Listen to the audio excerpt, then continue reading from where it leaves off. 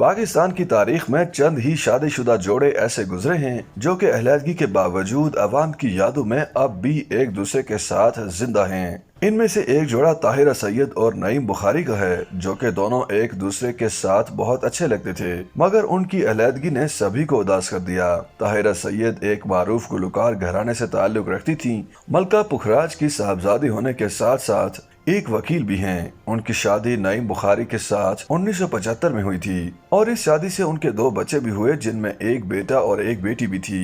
طاہرہ سید اور نعیم بخاری کی ملاقات معروف وکیل ایس ایم ظفر کے دفتر میں ہوئی، جہاں دونوں ہی بطور وکیل پریکٹس کر رہے تھے۔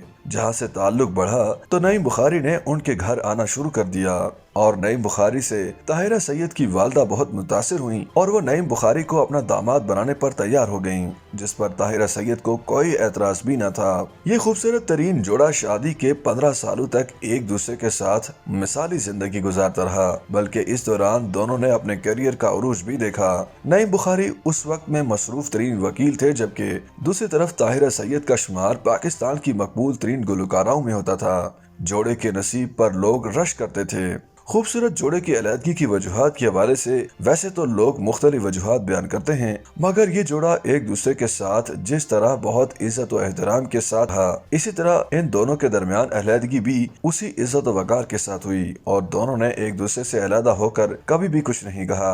اپنی طلاق کے حوالے سے اب طاہرہ سید کچھ پہلوؤں سے پردہ اٹھاتی ہیں۔ اب جبکہ ان کے دونوں بچے وکالت کرنے کے بعد شادی کر چکے ہیں اور پرسکون زندگی گزار رہے ہیں، تو اب طاہرہ سید کا طلاق کے حوالے سے کہنا ہے کہ وہ اور نعیم بخاری ایک دوسرے کے ساتھ بھی خوش تھے اور جب ایک دوسرے سے جدا ہوئے تب بھی انہوں نے اس حقیقت کو قبول کیا اور اپنی اپنی جگہوں پر پرسکون زندگی گزاری۔ بچوں کے باوجود طلاق لینے کے فیصلے کے بارے سے طاہرہ سید کا کہنا تھا کہ ان کے نزدیک طلاق یافتہ والدین کے بچے دوسرے بچوں کے مقابلے میں زیادہ کامیاب ہوتے ہیں۔ اپنے اس نظریے کے حوالے سے انہوں نے اپنی مثال دیتے ہوئے کہا کہ ایک ایسے گھر میں جہاں ماں باپ میں اختلافات ہوں، وہاں بچوں کی تربیت اچھی نہیں ہو سکتی اور ایسے گھروں میں پلنے والے بچے نفسیاتی مسائل کے ساتھ بڑھتے ہیں، جبکہ درست وقت پر علیحدگی کے فیصلے کے سبب بچوں کو ٹوٹے گھر کے مسائل کا سامنا نہیں کرنا پڑتا۔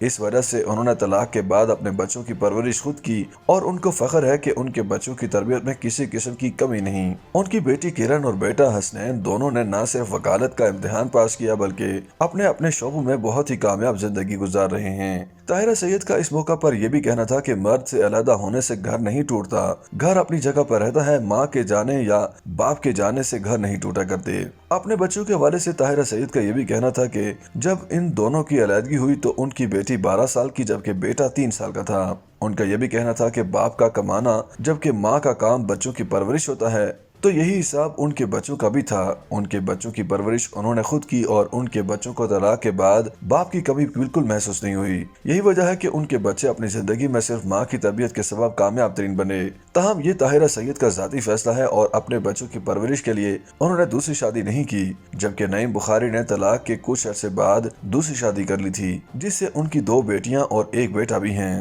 YouTube پر گوگلی نیوز دیکھنے کے لیے youtube.com کی سرچ بار میں googly news T V type کریں۔ گوگلی نیوز کے پیج پر سرخ رنگ کے سبسکرپشن والے بٹن پر کلک کرنا نہ بھولیے۔ YouTube پیج پر اپلوڈ ہونے والی ویڈیوز سے باخبر رہنے کے لیے بیل آئیکن پر کلک کیجیے۔ آپ کو ہر نئی ویڈیو کے بارے میں نوٹیفیکیشن موصول ہو جائے گا۔